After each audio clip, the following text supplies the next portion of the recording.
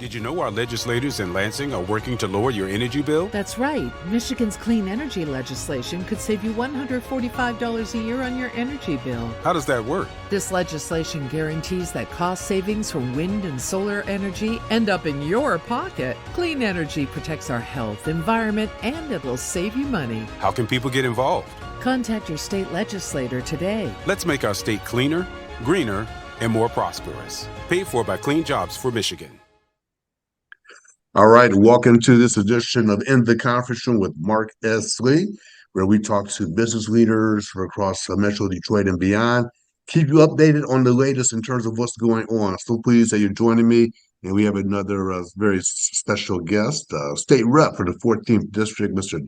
Donavan McKinney, kind enough to join me, and we're going to spend some time talking about clean jobs for the state of Michigan. State Rep, thanks for joining me. How you doing? I'm blessed, Mark. Thanks for having me here. I'm just so excited to be on with you. It's good to see you again. So let's jump right into the conversation. Clean jobs for Michigan. There's been a lot of talk about clean energy and jobs for the state of Michigan. To those who are tuning in, exactly what does that mean? What do clean jobs mean? What does clean energy mean as well? Yeah, clean energy and clean jobs. It goes hand in hand. So as you probably already heard, and watched on TV, maybe read a few articles, is that us and the government, we're trying to transition into clean energy and into that space. And so right now, that's looking at EVs, electric vehicles, that's looking at how we produce and manufacture energy as a whole. And so right now, the planet Earth is at stake. And, global warming, climate change, I mean, we see it day to day, especially in my community, in my district. I represent the 14th House District in the state of Michigan, which covers Northeast Detroit, parts of Warren, and all of Centerline and Macomb County. And there's not a week that goes by I don't have at least 2, maybe 3 neighborhoods that are out of power. Whether it's a day like today where it's supposed to be sunny in the 70s, but literally, if you want to talk about degrees and the temperature, just overnight, last night, it got into the low 30s. And now we're about to go up to the 70s. What does that do to agriculture? What does that do to our food? What does that do to our environment? It really prones, more extreme weather events that are happening more often, and they're more severe and more dangerous. And so, like every time we go to Lansing, we take 696 to 96, and we were passing different rural communities on the way to the city. And you'll see the aftermath of tornadoes that touched down just in August. These are happening more often, and we need to make sure that the clean energy will try to help mitigate some of that. And also, I'm gonna be honest, it's going to save people money. Like, people complain about their energy bills every single day that I've been in office, man. People are like, yo, this is too high. We're paying too much. Well, as you transition to clean energy, everything starts to get cheaper. So we're talking, so it's obviously it's good for the ecosystem. It's good for the environment. There's some efficiencies there. Talk about the impact on Michigan's economy as we continue to shift. I mean, Detroit, as we know, we've always been a manufacturing giant. Obviously, the traditional automotive industry, where people went into the plants, and I remember growing up, you would see the smoke off in the distance, right, coming out of the plants back in the day. So talk about this shift in the mindset, this shift in the economy, and the importance of clean energy to the state of Michigan and other components of it as well. So, Mark, I want to touch on this before I answer your question. And you even said it in your question, which was, you remember the smokestacks, right? And I talk about that a lot in my own district when I was running last year to serve in this term. And one of the things that literally brings, because I got both sides of 8 Mile, I got Macomb County as well as Detroit. One thing that brings us all together is environmental issues. It's seeing those smokestacks. And so I have, I believe, 7 Chrysler facilities in my district. Stellantis, they're also known as Stellantis now. I have the GM Tech Center that borders my district. I have so many suppliers, right, that in the manufacturing field that you see all of this air pollution. There was a stat I was reading that says, depending on what zip code you live in Detroit, including my area of Northeast Detroit, you, by the time your child hit the age of 5 years old, they have a 70% shot of developing asthma. Mm. Now, I have asthma too, because I grew up right there in Northeast Detroit on the border of 8 Mile. And you'll be surprised how many people that I talk to in my district, and this is, you can extrapolate this statewide, probably nationwide, that have pulmonary issues, that have lung cancer, that develop MS and ALS and all of these like rare diseases, and it's stemming from environment. And so when COVID hit us not too long ago, was March 2020, we kind of forget that it was a respiratory disease. It attacked your respiratory system. And those folks who were prone to not only catching COVID, but developing and dying from COVID, actually had pre-existing conditions, didn't even know it. And so, it's a public health crisis that we need to really transition to clean energy, but also the jobs. I mean, there's so much jobs in terms of the infrastructure. Yeah. I can't even tell you how many jobs we have in terms of fixing the pipes on the ground, like roads, for instance, gas lines, water lines. I mean, we're replacing lead lines. We're paving a road, first road of its kind on Michigan Avenue. We're partnering with the federal government to do it, where it'll be the first road in history. If you drive an EV, electric vehicle, it will charge while you're riding it or park it. You don't even need a charging station. This is this type of innovative things. We haven't seen this investment in infrastructure since, I believe, the 40s, since we built the highways and connected communities. We can literally connect the dots here, and Michigan needs to lead the way because we put the world on wheels. Now it's time for us to lead in this clean energy just transition, where we lead in clean energy, but more importantly, we lead in the research and development, and having all of that here as a hub. Michigan could be that hub again, and I'm just excited to be a part of it. Yeah. It sounds like it's the wave of the future as well. It is. It's the wave of the future. And in my understanding, if I read a statistic correctly, there are currently 120,000 jobs in Michigan associated with the clean energy. Yes. Yeah, I mean, that's huge in terms of the economic impact, and I understand as well, salaries are generally 25% higher than those not involved in that industry. Talk about the importance of those jobs and the impact on the future of the state of Michigan in terms of attracting new talent. There's been a lot of conversation about growing Michigan's population. Talk about that as well. You're absolutely right, Mark. And one of the things, and I appreciate our governor, Gretchen Whitmer, for doing this. She set up a population commission because there's not a group of kids, especially a group of youth, that I don't talk to. It can be in the urban cores of Detroit. It can be in the suburbia or even rural. I've been all across the state. And if you get a group of youth involved and you ask them the question, what are you going to do in the future? What does the future hold for you? And a lot of times they will say, Michigan is not that future. And it hurts to my core because as a millennial, I'm in my 30s. I have my wife and we have a baby boy who's about to be 2 years old in January. We decided, we sacrificed to stay here in our state because we love this state so much, and we wanted to stay for family. But when I was knocking doors last year, the largest thing I heard, especially from the Generation X's on up, so your baby boomers and all that, they told me, I want my kids and grandkids to move back to Michigan. Literally, that's all I heard on it. More so than abortion, more so than guns, more so than crime, education.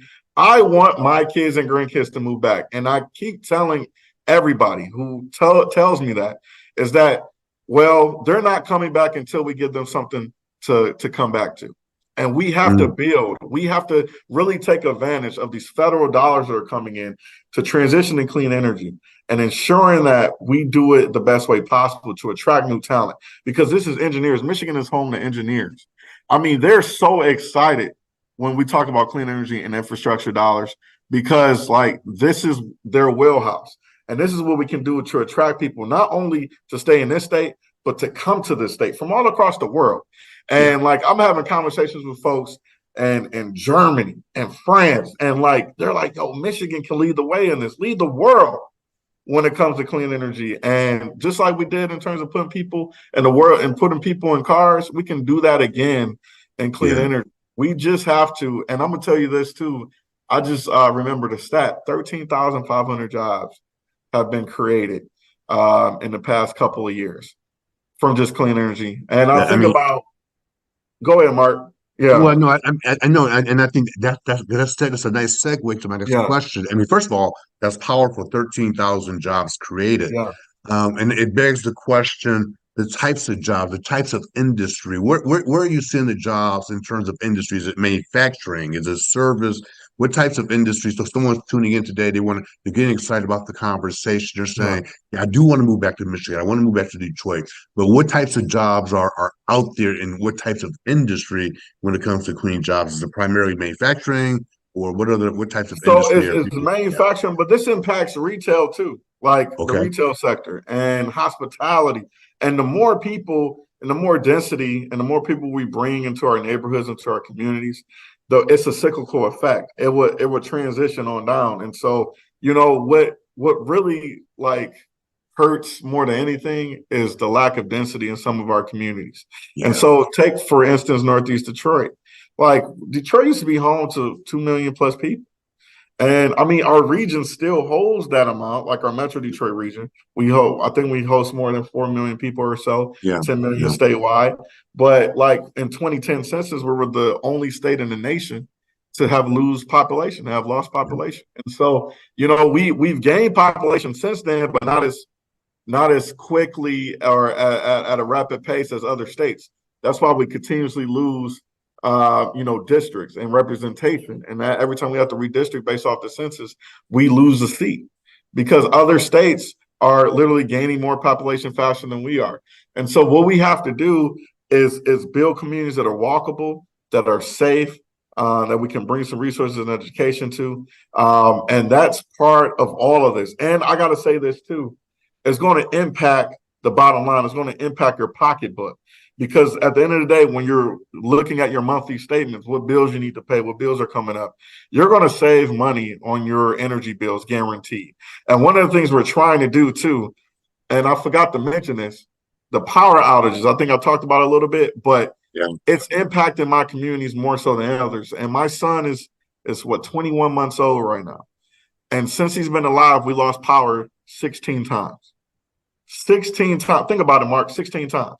And so people are fed up in my community. I have bills in this clean energy package that will provide low to moderate income people, working class people, rebates and grant dollars that are going to be supplemented from the state and federal dollars to say, hey, if you want to participate in this clean energy transition, if you want to do solar in your homes, if you want to do battery storage, because a lot of times what people was most frustrated about, they understand we got old power lines in operation from the early 1900s. It's over 100 years old. So no wonder why the power keeps going out. They understand that piece. But what they're pissed off about, I'm going to be honest, is the duration, how long these power outages last. And so when you go to the grocery store, when you try to buy some medicine or something and all of that gets destroyed time and time and time again, are you getting anything in return? No, you're not getting a lower energy bill for that. You're not able to mitigate that storm when the power outages hit. Well, we're going to give you an opportunity to participate in clean energy transition. You're going to be able to build, you can put some solar panels up. You can do some battery storage if you want, and you get money in return for doing that. It makes sense, and you can weather the storm every time a power outage hits. So when people, I think a lot of people, there's probably still my own personal, there's probably an awareness issue in terms of people. I've heard and I've seen commercials about solar energy on TV. I think I've heard about it. I'm not exactly sure what it is, but when you tell people that story, say, Rep, when you tell them that story, are you getting pushback? Do they understand it? Are they excited about it? Say, oh, I didn't know that. Yeah, sign me up. Or just feel like, tell me more. Yeah, tell me more. I mean, depending on who you talk to, depending on the area and the region of the state. But I'm gonna be honest, like I've been getting calls from people from across the state. They're saying, hey, when are your bills passing? Because I just installed a solar, I just installed a battery. But you'll be surprised, how many people that look like me who are from my communities do not participate because one, they don't have the resources to do so, but two, they might not even know the programs that exist. And so we have to do an education campaign around it. But people are excited when they talk about lower bills. They're like, all I have to do is this, and Right. I can get a lower energy bill. Oh man, sign me up. I don't have to pay for crap. Come on, sign me. These are grant dollars. I get rebates. Yeah. Come on, man. Like, it's a win-win situation for people. And I'm tired of people suffering because I'm gonna be honest with you. I've known personally people who have died from power outages. And so, because I don't know if you know remember the late February, earlier this year, late February, when we had that windstorm that hit, it was an ice Oh, storm yeah. too. Oh, People were yeah. out for some weeks, but in my community, they were out 5-6 weeks, man. And That's so, unacceptable. like, people were suffering in the cold. And what do you do when you suffer? Like, you try to go to the hotel. What do hotels in the hospitality industry do when Yeah. there's mass power? Just demand is so high, they increase the rates. And so, I'd like to tell this story too, real quick, and we can answer any more questions you got, Mark. Yep. Is that when my son was born, we brought him home. My wife and I brought him home from the hospital. We had a 4-day power outage, right? It was the winter of 2022. And so January 2022, we had a 4-day power outage. And so I couldn't let them suffer. My wife just literally gave birth. She's trying to relax. Yeah. She's pissed off. I'm mad. I'm like, okay, I got to put you guys up in the hotel. Now, I can pay for it. I have the means to do so. But the vast majority of my community, I think the average median income in my community is around $30-something thousand. Like, they don't have any extra means, and they were charging me the hotel that we're and it was like a 2-star motel. It was like a Days Inn or something like that. And so they were charging me like $400 a day, man. Jeez. So I paid like close to $1,700 after the taxes and fees for 4 nights, man. 4 nights, $1,700. Now you got to think about it. The rest of my community, they don't have that access, so they just sit there, bare, like literally suffer. They are suffering, and so especially in the wintertime, we got to figure out and actually, no matter what the time of month it is, because I'm gonna be honest with you, this heat is getting out of control. We had schools earlier this year that started, right after Labor Day or started before Labor Day. They couldn't even start for a whole week because these facilities don't even have any AC. They have, we have to make sure we weatherize these homes. We put money into weatherization of homes. We're trying to fix people's porches, roofs, trying to help our elders stay in place and live in place. And but we have to do our due diligence when it comes to clean energy. I really do believe that. And before we let you go, because I know you got other committee meetings and everything else going on, real quick. But yet, I know there's a lot you're supporting the governor's initiatives, but it seems that there's pushback from Republicans. What's going on there? Yeah, I mean, I don't know. I mean, there's different misinformation out there. So some clean energy stuff, they're like, oh, you guys are taking away agriculture land to build wind turbines and solar and all that stuff. And I'm like, no, we're not. I'm gonna be honest, 95%, I think it's only 5% of the ag land that would be used for food that we're actually only utilizing for solar. Outside of that, these are vacant spaces that have not been touched. They're not even used for agriculture right now. So the agriculture industry, as well as a lot of these Republicans are misinformed when it comes to that. And then even more, I think they're trying to take away. They keep saying that we're going to overthrow local control, which is not true at all. We're going to work with the locals, all the municipalities, the townships, the villages. It's hundreds of them across the state. You'll be surprised how many villages we got that only represent just 1,000 people. They feel like they should be a part of it. They can negotiate too with developers. It's not going to be outright. It's not going to be what they call it when they take away when the government comes in. I forgot the term for it. So on the tip of my tongue. It's on the tip of my tongue too. Eminent domain. Eminent domain. There you go. Eminent domain. It's not going to be like eminent domain when the developers when they can do it right now when it comes to the gas industry. They want to build a pipeline. government could come in and say, hey, we're taking your land. But with clean energy, we actually giving the municipalities and the localities a voice. You're going to be able to work with them. You're going to be working with the state, and we're going to figure out this thing together to figure out if clean energy and, you know, building solar and battery development could be something useful to your neighborhood and to your community. So I'm just excited to be a part of it, but there's a lot of misinformation going on. But this is going to save people money. It's going to bring jobs, and this is going to attract talent that Michigan needs. And lastly, real quick, so is there a website that people can go get more information? Yes, I think it's Clean Energy, Clean Jobs, Michigan, or is it Michigan? I think it's Michigan Energy, MichiganJobs.com. Okay. Michigan Energy, MichiganJobs.com, I believe. And then they have an Instagram and a Facebook. Just type in Michigan Energy, MichiganJobs.com. Got it. Well, State Rep Donavan McKinney, thank you very much for your time. I know you got to get to committee meetings. We appreciate you. I know you're busy. This is a very exciting topic. Keep us engaged. Keep us informed as you move forward as well. We will, man. We will. We got to save the planet, man. I'm tired of this climate change. This weather's going nuts, and we have the power to change this. We really do. All right. All right. I want to thank all of you for tuning in for this week's edition of In the Conference Room with Mark S. I want you to go out making a great day, making a great week. We will check you out next time with more outstanding guests from across Metro Detroit. And again, go out, make it a great day, a great week, and we'll talk to you soon. Thank you very much.